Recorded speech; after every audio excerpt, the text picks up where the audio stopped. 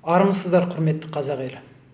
11-12 қыркүйек күндері Тоқаев мырза Қытайға сапарлап баруды жоспарлап отыр.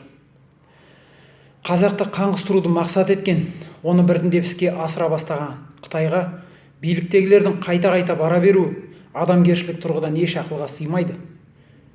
Демек, нағыз қытайшылдар Назарбаев пен Тоқаев бастаған биліктегілер. Оны бірден-бір дәлелі Қытайдан келіп жатқан 55 завод.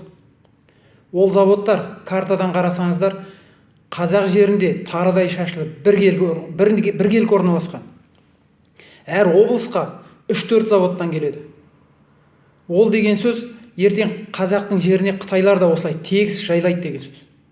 Қазақ еркін тыныстайтын, еркін жүретін жері қалмайды, ағайын.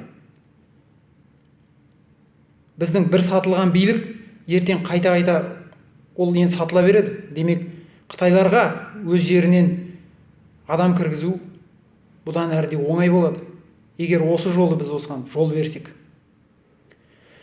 Бұл қазақ үшін атом бомбасынан да алапат ауыр қасірет, ағайын. Ұлт ретінде жойылу.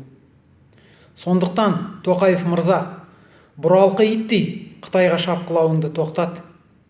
Менің билікке айтар 3 талабым бар.